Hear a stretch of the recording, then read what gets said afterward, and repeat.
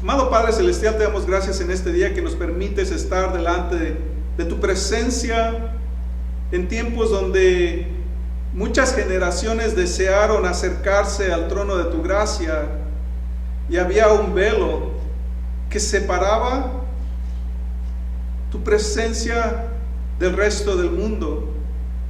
Pero con la llegada de Cristo ese velo se rompió y ahora tú das acceso a cualquier corazón humilde y contrito que esté listo para acercarse a tu presencia. En este día pedimos que tu Espíritu Santo hable a nuestros corazones y así podamos ser tocados, instruidos, sanados, restaurados por la palabra, el poder de tu Espíritu Santo en este día, Padre. Háblanos a cada uno de nosotros de acuerdo a nuestras necesidades, de acuerdo a lo que tú tienes preparado para nosotros. Gracias te damos, Padre. Y alista nuestro corazón para que sí pueda recibir todo de tu palabra. Te lo pedimos en el nombre poderoso de Cristo Jesús. Amén. Muy bien, queridos hermanos, antes de comenzar me gustaría empezar con parte de mi testimonio, de mi vida. Como siempre, me gusta usar segmentos de mi caminar. ¿Por qué? Porque me puedo identificar con todos y cada uno de ustedes en las diferentes etapas. Todos hemos sido pecadores, incluyéndome a mí, pero el Señor me ha rescatado, me ha sacado de donde estaba. Y quiero comenzar con una parte donde en mi necesidad y en mi crisis espiritual estuve pidiendo a Dios que me ayudara. Tiempos y circunstancias donde ni el poder humano, ni ninguna persona, nada de lo que pueda existir en este mundo me podía sacar de la crisis donde estaba. Entonces yo recuerdo que hice una oración y le dije a Dios: Padre, si de verdad tú escuchas las plegarias, las oraciones, hoy es el tiempo que necesito de tu presencia, necesito de ti. Y mientras aún oraba, literalmente el Señor contestó esa oración y yo hice un compromiso en ese instante, que me comprometía a seguirle, a servirle y a conocer más de Él. Pero ahora pensemos en esta oración que yo hice, porque yo no sabía nada de Dios. Solamente había vivido en una tradición. Entonces, lo irónico, si usted escuchó mi oración, es que yo estuve orando al Padre. Y en los próximos años, después de 4 años, entendí que era cristiano. Y cuando entendí que era cristiano, empecé a alimentarme con sermones, mensajes, con mucho estudio de la palabra. Pero pareciese que la mayoría de los maestros, pastores, líderes eclesiásticos siempre decían o presentaban el mensaje del Evangelio de la misma forma. Y es que uno de los versículos más populares es: nadie puede venir al Padre si no es por el Hijo. Y algo no podía entender que pareciese como una paradoja, algo como contradictorio, porque dije, en mi caso y en mi testimonio personal, antes de conocer al Hijo, yo conocí al Padre. Antes de conocer al Hijo, yo conocí al Padre. Antes de conocer a Cristo, yo conocí al Padre. Pero el Padre, al pasar del tiempo, me llevó al Hijo. Como en un lapso de 1 año estuve estudiando duramente la palabra de Dios, y no podía entender quién era Jesús. Y recuerdo que en una ocasión, mientras estaba leyendo un pasaje en el libro de Romanos, en un abrir y cerrar de ojos, en un solo versículo del libro de Romanos, pude ver a Cristo. Y no solamente lo pude conocer y entender, sino que en ese momento Dios abrió mi entendimiento y pude ver a Cristo literalmente desde Génesis hasta Apocalipsis. Con esto respaldando, por si usted se ha preguntado qué tan verídico es lo que estoy diciendo, En Juan 6, 44 y 65 dice: nadie puede venir a mí a menos que el Padre que me envió lo traiga. Nadie puede venir a mí a menos que le haya sido concedido por el Padre. De la forma en que nosotros hayamos venido a Cristo, Dios en su soberanía lo hace de una forma en que nosotros lo vamos a concebir, a entender, y aunque posiblemente no lo entiendamos al principio, el Señor nos revelará tal y como Él es. La semana pasada hablábamos del tema una nueva criatura, la nueva naturaleza que Dios nos da, y como lo había dicho, lo estoy llevando en la dirección en lo que vamos a estar celebrando en estas fechas, la crucifixión y la resurrección de Cristo, que es la obra más grande que ha pasado en la historia del ser humano, la obra salvífica que nos da la oportunidad de compartir el reino de Dios en la eternidad. Entonces, tiene en pantalla la pregunta: ¿qué significa nacer de nuevo? Significa entender que nosotros no podemos acercarnos al reino de Dios si no es por Cristo. Significa que es necesario nacer del Espíritu para poder heredar la eternidad con Dios. Es necesario nacer de nuevo para poder ir al cielo. Pero ahora indaguemos más qué significa nacer de nuevo. Y es que a lo largo de la Escritura, a lo largo de la Biblia, todo nos apunta a la persona de Cristo. Lo que estoy diciendo, que qué significa nacer de nuevo, es entender, reconocer, aceptar a Cristo en mi corazón y también lo que Él hizo por nosotros. Si no le conocemos, si no entendemos, si no lo tenemos en nuestro corazón, entonces no puede haber nacimiento espiritual, no puede haber bautizo del Espíritu Santo, no puede haber Espíritu Santo, no puede haber cambio, transformación, regeneración en nuestro corazón. Estoy diciendo que debemos de conocerle más allá de una simple tradición. Por eso, de aquí quiero anclar este tema con el tema del día de hoy, que se llama ¿quién es Jesús? ¿Quién es Jesús? En la lectura del día de hoy, basado en Mateo 16 del 13 al 17, está la interrogancia donde Jesucristo afronta a sus apóstoles, a sus discípulos.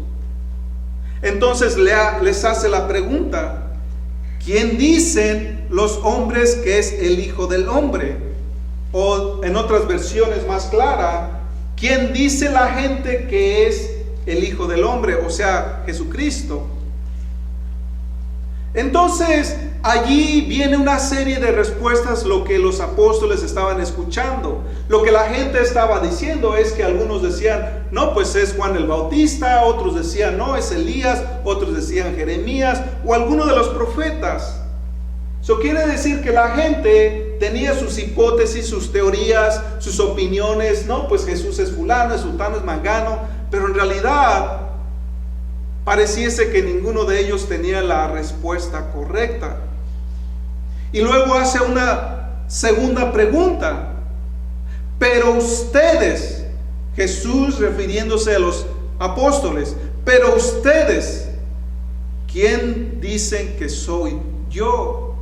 Entonces la primera pregunta se refiere como al público en general, al mundo. ¿Quién dice el mundo que soy yo? La segunda pregunta ahora es directamente a aquellos que estaban caminando día y noche con Él, escuchando, comiendo, durmiendo, o sea, toda actividad como parte de ese entrenamiento, de esa instrucción que Jesús estaba con sus discípulos y apóstoles directamente. ¿Quién dicen que soy yo? Y aquí viene la respuesta del apóstol Pedro: tú eres Cristo, el Hijo del Dios viviente. Entonces, si vemos esas interrogancias vamos a desglosarla en 3 preguntas. Primero, la gente tiene sus respuestas, el mundo entero. Después, sus apóstoles y discípulos. Y ahora viene en un tercer contexto. Si yo les preguntara, ¿quién dicen ustedes que es Cristo? Y aún ya habiendo escuchado las respuestas, es posible que en nuestro corazón tenemos una respuesta distinta de quién es Cristo. Una forma diferente de cómo lo concebimos, porque antes de conocerle yo tenía una gran reverencia a Cristo, pero no podía entender quién era Él. No podía realmente decir, Jesús es esto. Esto es lo que significa. No podía entender. Y vamos a ver que aún nosotros tenemos un concepto distinto, porque quizás todavía hay personas que creen que Jesús es el niñito Jesús. Pero si pensamos aún la naturaleza del ser humano, nacemos y crecemos. No puede estar un ser humano siendo bebé por la eternidad. Tampoco Jesús está clavado a la cruz, porque pasó por ese sacrificio, pero de ahí pasó, murió, resucitó y de ahora ascendió y está sentado a la diestra del Padre. Ahora también podamos tener un concepto distinto de Cristo, porque podemos pensar, quizás hemos creado a un Cristo en nuestra imaginación, pero no es el Cristo de la Biblia. El Cristo de la Biblia, vamos a ver que la misma Biblia habla de su naturaleza, de su persona, de su obra, de quién es Él. Cristo, dice Gálatas 4:4, vino cuando el tiempo se cumplió en el deseo y la voluntad de Dios. Dice también que Él se encarnó en el Evangelio de Juan. Y algo también interesante en Juan 8:58, Él dice algo: antes que Abraham, yo soy. Y lo hace usando el verbo presente continuo.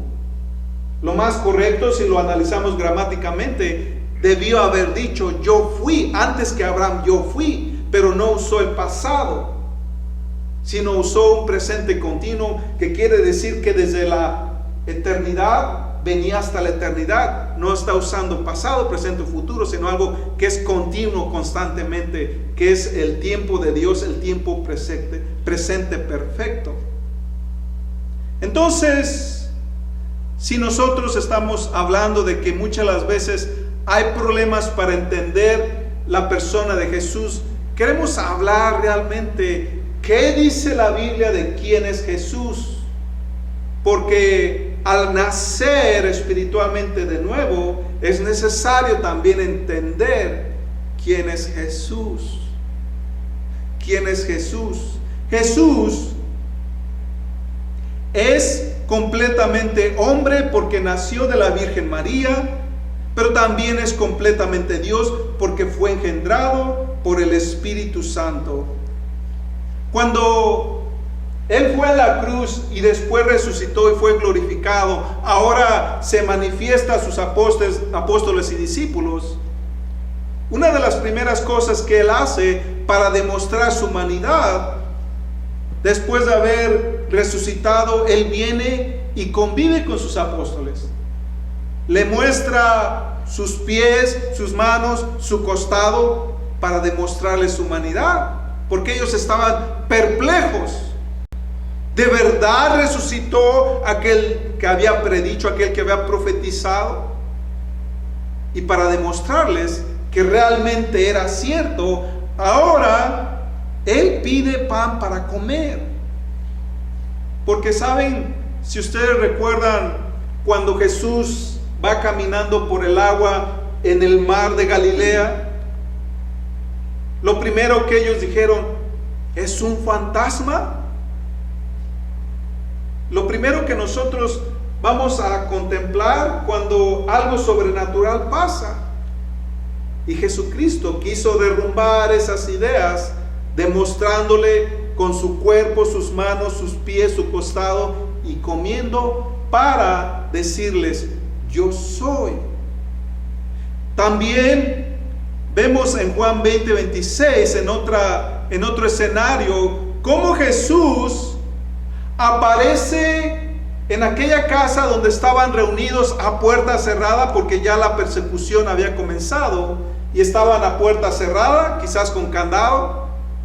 No dejaban entrar a nadie a menos que se identificara como un cristiano. Y allí Jesús se aparece, siendo humano, pero también Dios muestra algo que va más allá de la naturaleza. Jesús se aparece y aquí muestra su divinidad. Dice en el Salmo 16:10 también que cuando Él murió tampoco vio corrupción. Lo que cada uno de nosotros un día que perezcamos veremos corrupción. Del polvo fuimos creados y al polvo regresaremos. Pero Jesús no vio esa corrupción. Algo también interesante que dice en Colosenses 1:15 es que ¿cuántos de nosotros estamos llenos de intriga diciendo cómo es Dios, cómo es el Padre? El corazón de la humanidad a lo largo de los siglos quieren imaginar, quieren ver cómo es Dios. Y lo vemos en las iglesias tradicionales como aquel viejito de pelo blanco, de barba larga, canosa, con largas faldas. Y así lo dibujamos como aquel viejito. Pero no es la única forma. Vamos a ver íconos, imágenes, estatuas, ilustraciones de muchas formas de cómo el corazón humano está visualizando a ese Dios. Y algunos de nosotros, si queremos pensar, ¿cómo es Dios? Quizás, si tuviste un padre biológico agresivo o violento que te traicionó, que te lastimó, simplemente estás viendo a un Dios que es un dictador, que solamente está esperando el momento en que tú cometes un error para ser castigado. Entonces, aún nosotros muchas de las veces tenemos una imagen deteriorada de quién es Dios, porque nadie lo ha visto. Solamente especulamos, así y así y así es Dios. Si tú tienes una paternidad deformada y deteriorada por tu niñez, es muy probable que veas a Dios incorrectamente. Y otros de nosotros que quizás no todavía logramos entender cómo es Dios. ¿Es ese viejito de barbas largas? ¿Es ese dictador que está esperando en el momento en que me equivoque para ser castigado? ¿O es ese Padre amoroso que está con paciencia esperando el día que yo me reconcilie con Él? De tal forma que cada uno de nosotros tenemos una imagen distinta del Padre Celestial. Pero Colosenses 1:15 nos dice que Cristo es la imagen del Dios invisible. Recuerdan que el gran escéptico, el gran dudoso, miedoso Tomás preguntó: Señor, muéstranos al Padre. Y la respuesta de Jesús dice: aquel que me ha visto a mí, ha visto al Padre. O sea, a esa altura se pone Cristo. Entonces Jesús es la imagen del Dios invisible. También el rey David lo profetizó 1000 años antes de su venida. Él describió su crucifixión en el Salmo 22 o Isaías en el capítulo 53. De tal forma que algunos escogidos por Dios le conocieron mucho antes de que Él viniera. A mí personalmente me intriga y me impacta más el justo Job, que vivió por allá en la generación de Abraham hace 4 milenios antes de la venida de Cristo, y que él tuvo la certeza, dice, en medio de su agonía y su sufrimiento: y después que haya deshecho esta mi piel, en mi carne he de ver a Dios, a quien yo mismo he de ver, lo verán mis ojos y no los de otro. Job, a pesar de las circunstancias que vivió, él sabía que un día él vería personalmente a su Redentor. Por eso nosotros hoy en día tenemos la certeza, porque aquellos que vivieron antes de la llegada de Jesús solamente lo hicieron por fe, pero ahora nosotros sabemos de muchas formas lo real, lo verídico, que ahora Cristo es, qué representa y lo que ha hecho por nosotros. Entonces quiero hablar un poquito de la vida de Jesucristo para poder entender el nacimiento espiritual dentro de los hijos de Dios. Es necesario entender la vida de Jesús. Jesús no es un niño. Jesús no está clavado a la cruz. Jesús está sentado a la diestra del Padre. Pero no es toda la historia de Jesús. Vamos a ver a continuación que Cristo es más allá de lo que muchas las veces podamos imaginar, porque Él es el tema central de la Biblia. Desde Génesis hasta Apocalipsis, todas las escrituras hablan de la persona de Jesús. Comenzando en Juan 1:1, vemos que primeramente Cristo era antes del comienzo. Dice Juan 1:1, en el principio era el Verbo, y el Verbo era con Dios, y el Verbo era Dios. La palabra logos, que es el griego de esta palabra verbo, que a veces también se traduce como palabra, dice en el principio, lo reemplazando con el nombre de Jesús. En el principio era Jesús, y el Jesús era con Dios, y Jesús era Dios. Eso da una connotación a la preexistencia de Jesús. Lo vamos a ver en unos instantes, cómo Él afirma: yo soy el alfa y el omega, yo soy el principio y el fin. No hay nada antes de mí, no hay nada después de mí. De hecho, ahí mismo sigue diciendo que por Él todo lo que fue creado, y sin Él nada de lo que ha sido hecho fue hecho. Todas las cosas fueron hechas por Él y para Él. Cuando le llamamos Señor, es porque Él nos compró a precio de sangre. Pero también Él estaba desde la creación en el libro de Génesis. Ahora vemos que también en este versículo habla de que la palabra, el logos, el verbo, se hizo carne. O sea, de ahí viene la encarnación de la persona de Jesús. Lucas 1:35 nos dice que fue concebido sobrenaturalmente por el Espíritu Santo. Fue concebido sobrenaturalmente por el Espíritu Santo y nació de la Virgen María.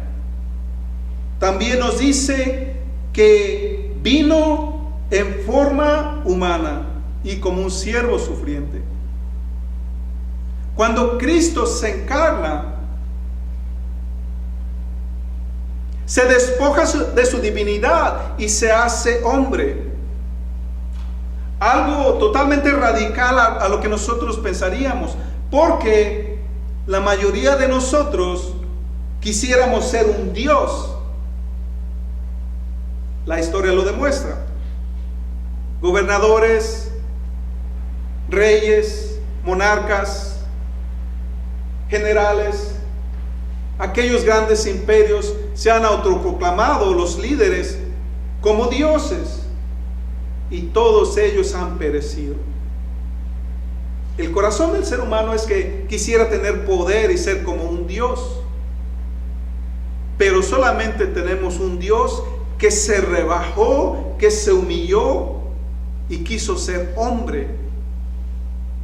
Entonces, lo que Cristo ha hecho por nosotros también fue venir a quitar el pecado del mundo, porque sin sacrificio no hubiese redención, no hubiese lavamiento de nuestros pecados, y Él también a su vez vino a destruir las obras del diablo. En Filipenses 2, 7 al 8 nos habla que Él se despojó de toda su divinidad. ¿Usted sabía que aun cuando el Espíritu Santo llevó a Cristo al desierto para ser tentado, allí ya Cristo se había despojado de su divinidad? Eso quiere decir que como ser humano, Él fue y venció la tentación 40 días y 40 noches sin comer y beber. Él venció a Satanás en el punto más débil como ser humano. Él venció la muerte en la cruz como un ser humano. Él, tuviendo acceso a todo, vivió como nosotros, en medio de la corrupción, de la enfermedad, del pecado, trabajando como cualquiera de nosotros. Así es que, como 4 milenios atrás decía Job, tú no me entiendes porque no tienes los ojos de un mortal. Tú no me entiendes porque tus días no son los días de un mortal, o sea, de un ser humano. Y ahora, con la encarnación de Cristo, nos ha demostrado que aún en lo débil o en la parte más débil de su humanidad, pudo vencer el pecado, la tentación, el mundo, la muerte y Satanás. Y si Él nos ha demostrado, quiere decir que también nosotros podemos vencer todo esto. Amén. Como parte de su deidad, ahora vemos que el mismo nombre de Jesús o Yeshua significa el Salvador, porque Él salvará al pueblo de su pecado. Mateo 1:21.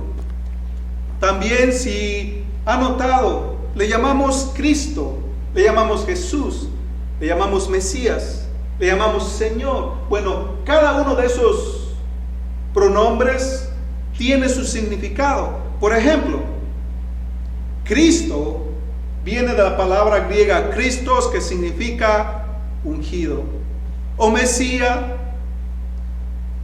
Mashayaya, no sé si lo pronuncio bien, pero estoy intentando, es del hebreo, que significa Mesías, que a su vez significa ungido.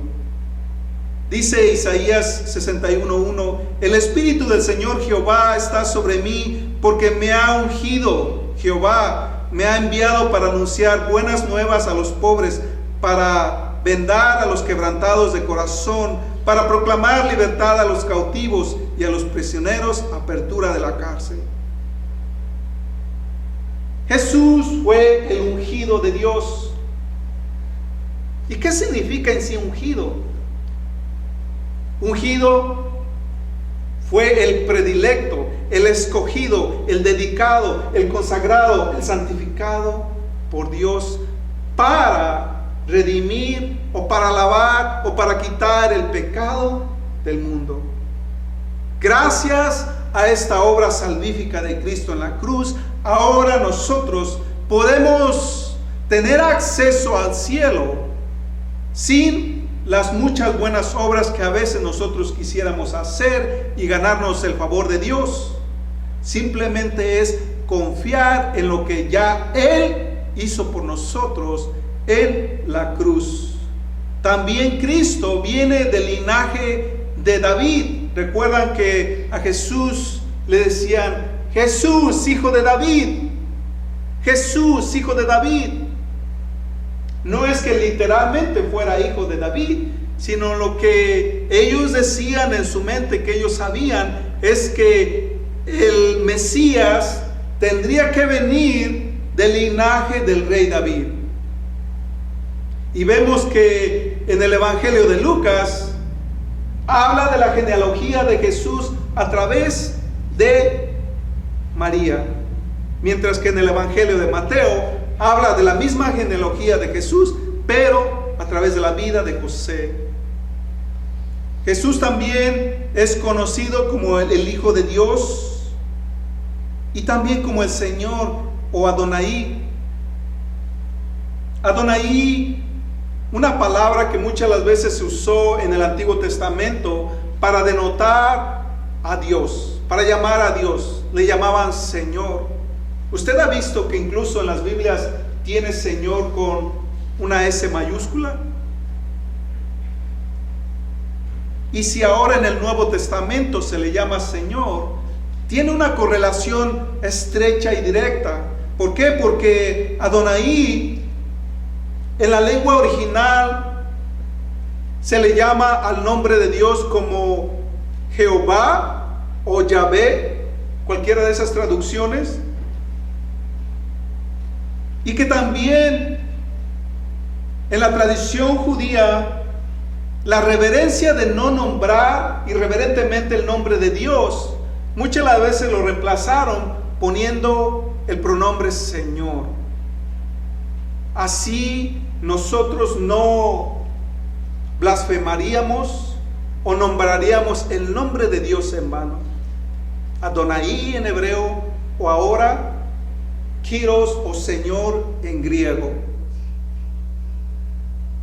Y cuando nosotros estudiamos el nombre de Dios en la lengua original, la primera vez que el Padre dio a conocer su nombre a la humanidad fue en Éxodo 3 del 12 al 14, donde Moisés le pregunta: ¿y si tu pueblo me preguntara cuál es su nombre?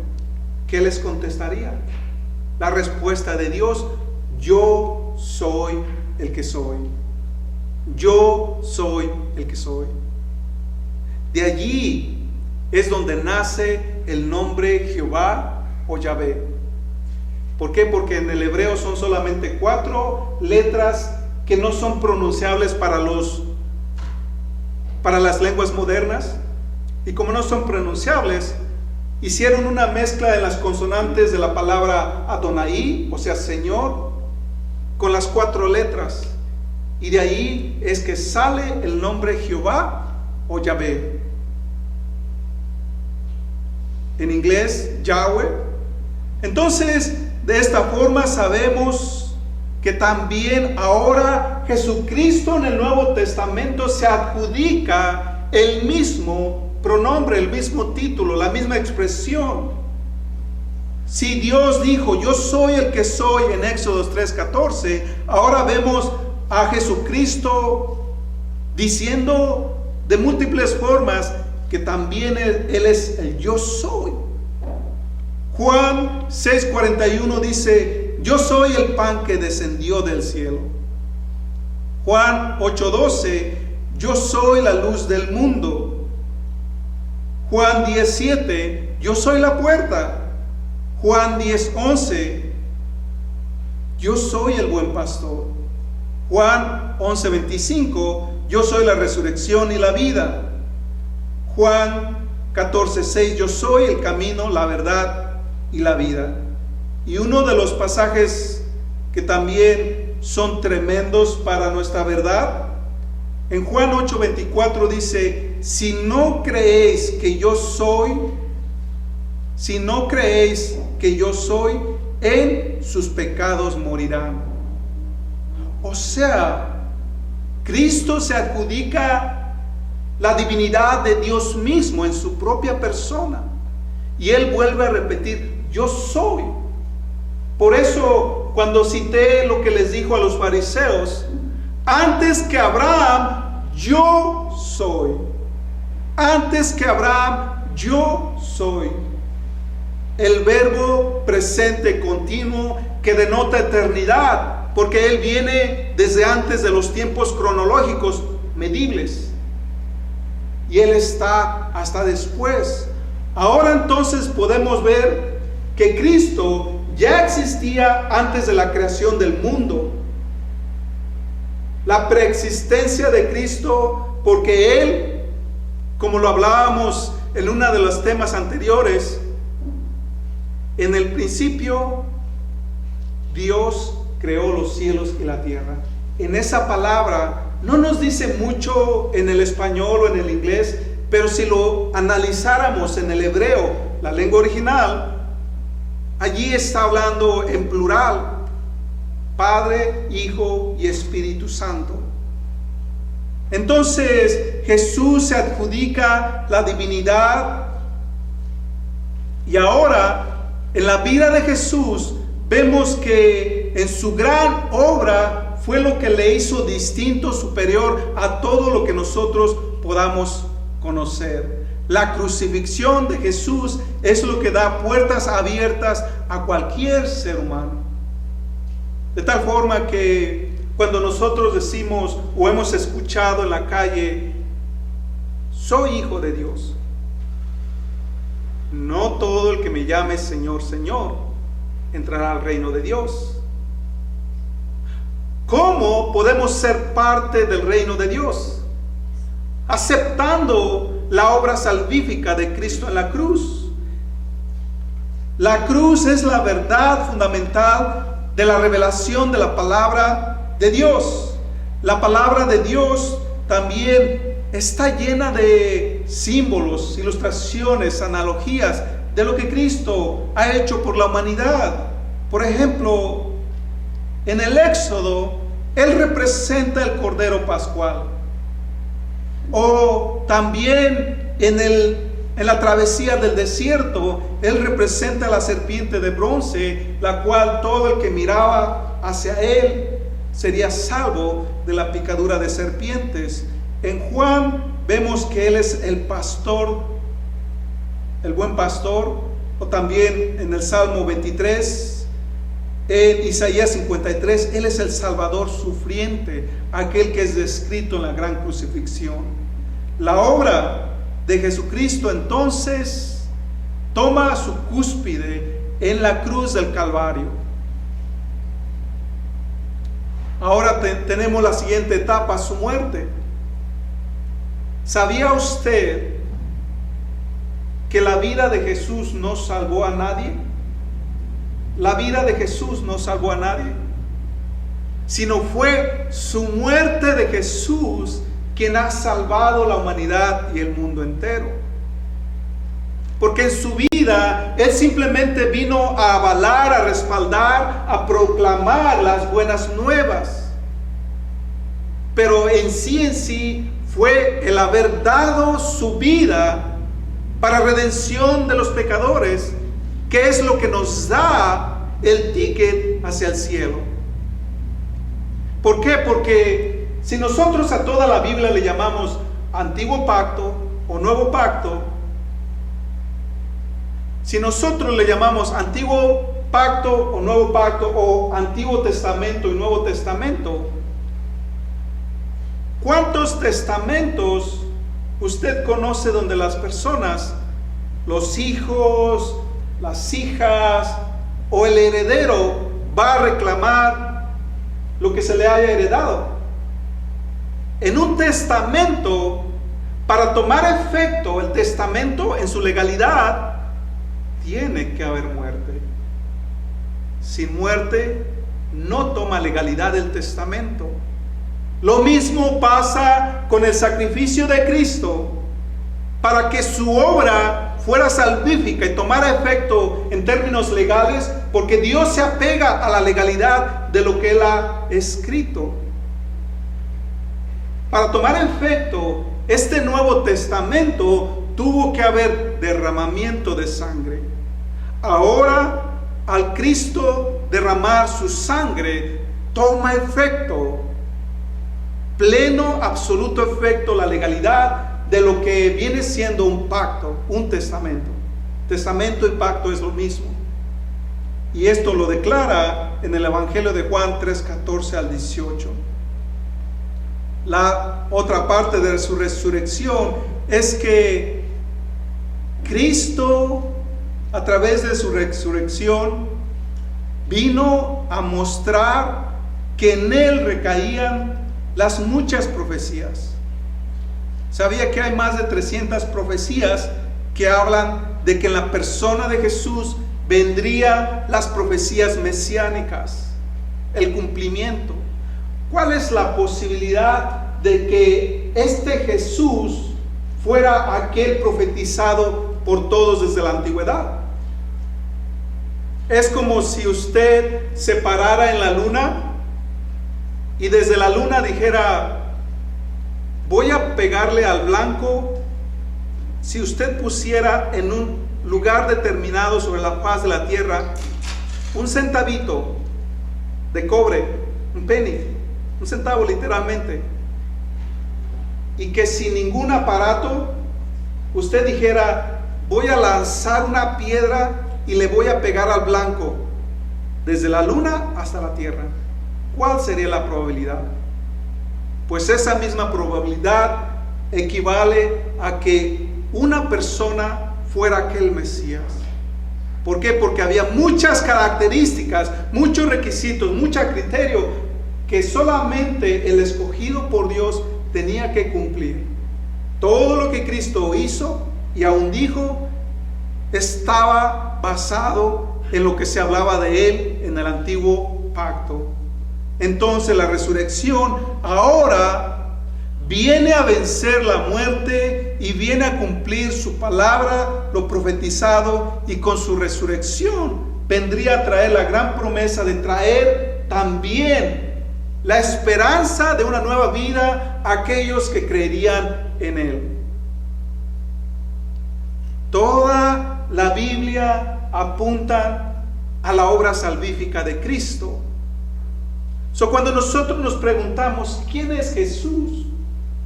Jesús es más que un simple maestro. Jesús es más que un profeta.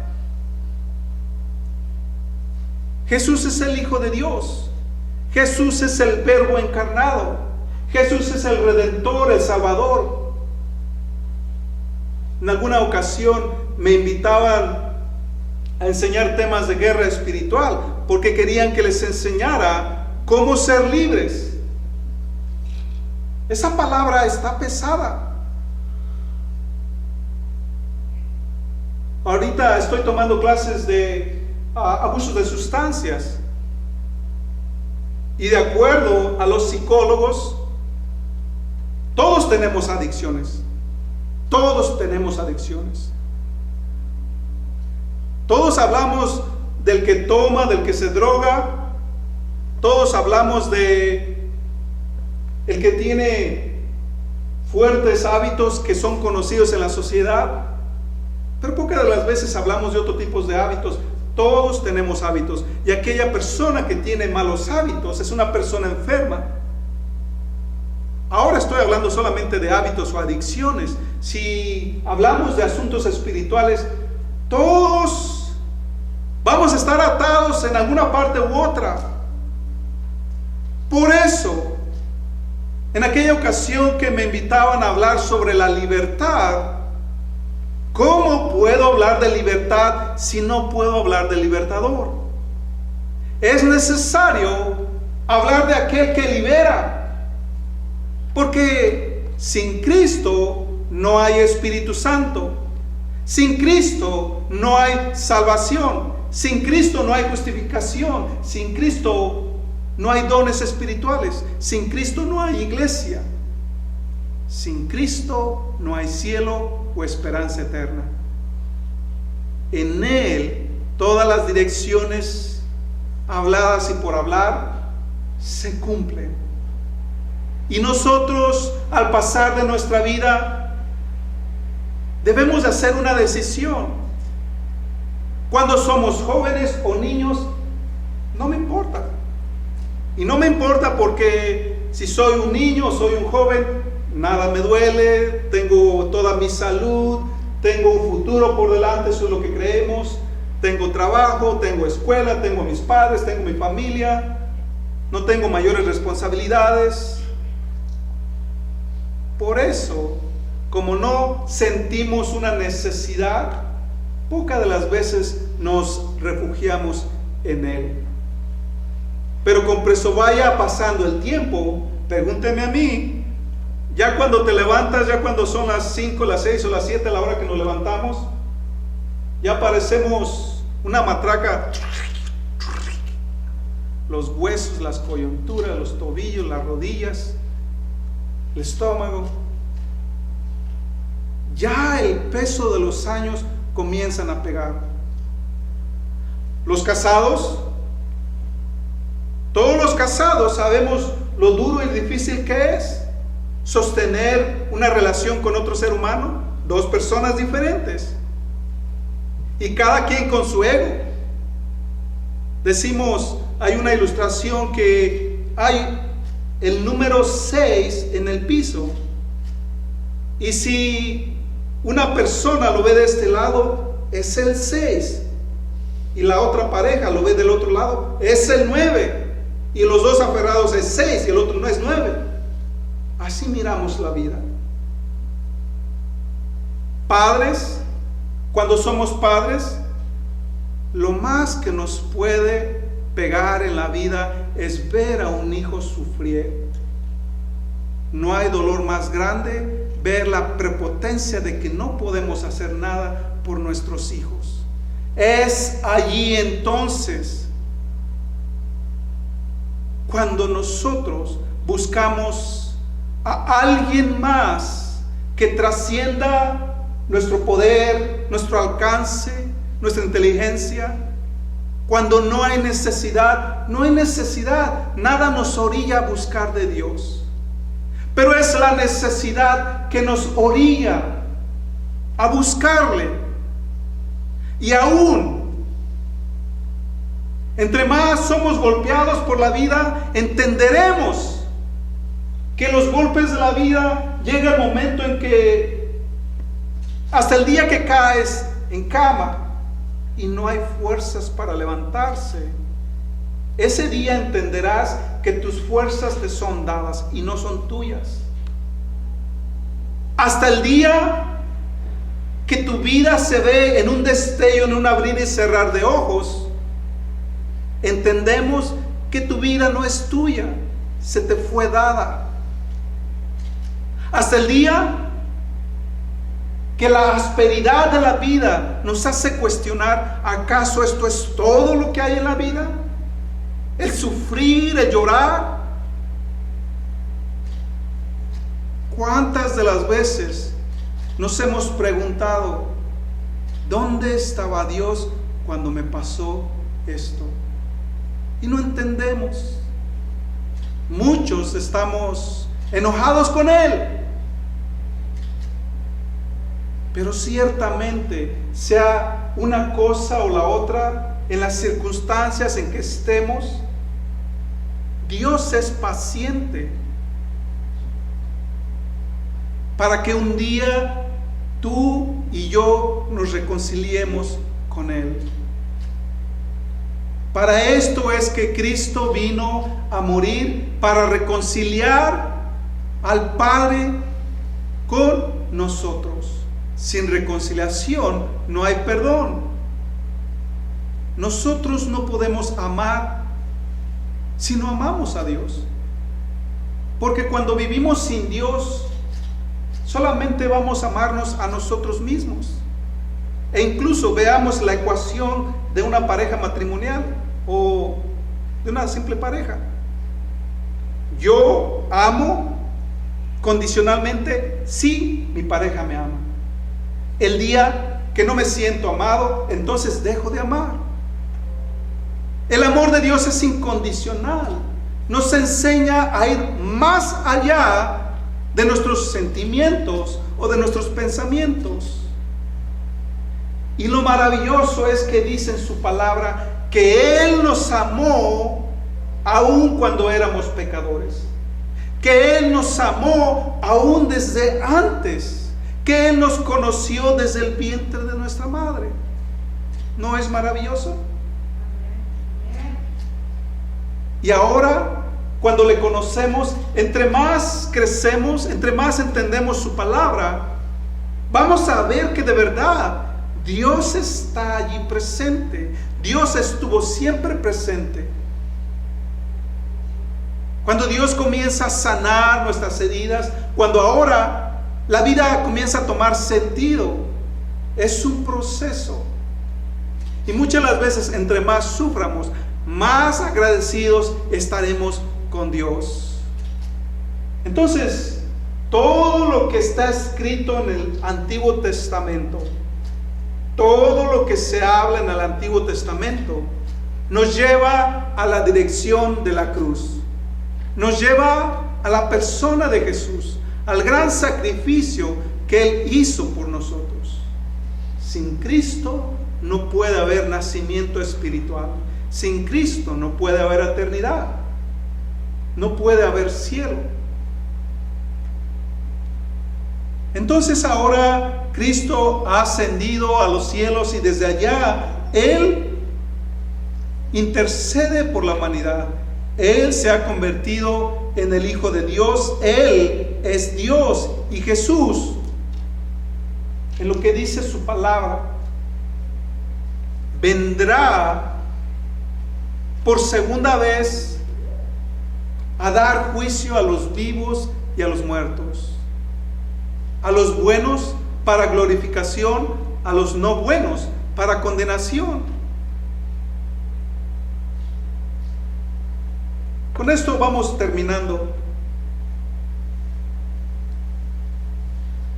Basta una sola persona en una familia para que Dios santifique a toda la familia. Miremos lo complejo de la sociedad. Cuando venimos a conocer a Dios,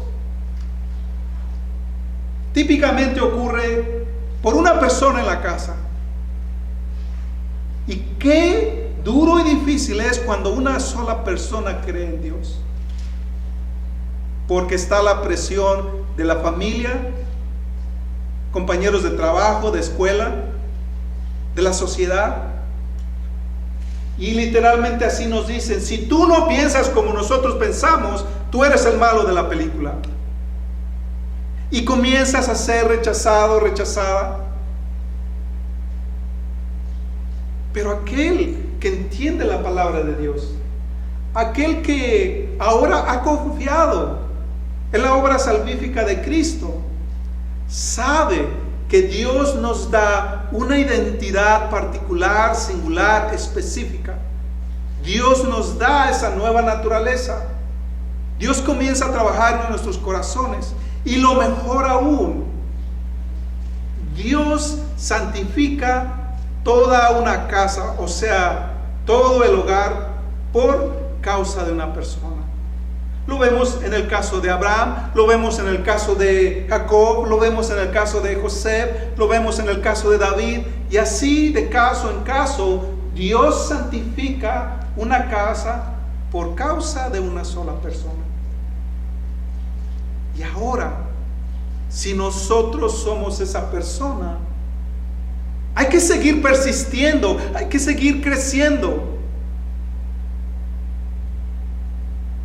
Cuando Dios abre tu corazón, cuando Dios ahora agiliza esa conciencia, podemos ver más allá de lo que antes no mirábamos. Ahora comenzamos a ver. Entre más tus ojos espirituales sean abiertos, vas a ver la gran necesidad de nuestra propia familia, de nuestros familiares, de nuestras amistades. Como líder de una iglesia, llevo este caminar aproximadamente 15 años y me rompe el corazón cuando Dios me ha mostrado tantas cosas. Cuando he enseñado a muchos jóvenes y niños, y algunos de ellos hoy en día se han desviado,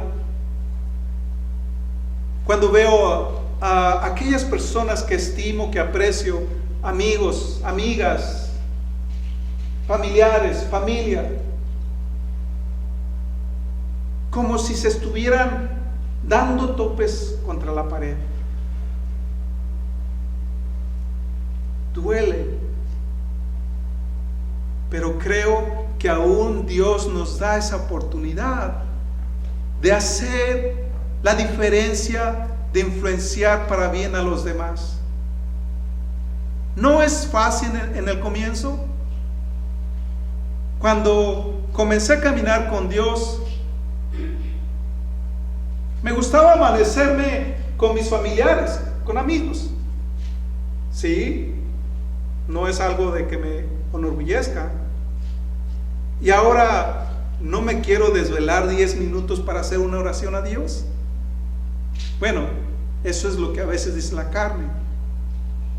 Mi postura ha sido que si antes lo hice para libertinaje, ahora si hay una vigilia de oración por 7, 8 horas en la iglesia, estoy hasta las 3, 4, 5 de la mañana, porque antes lo estuve en medio del alcohol, aunque nunca tomé.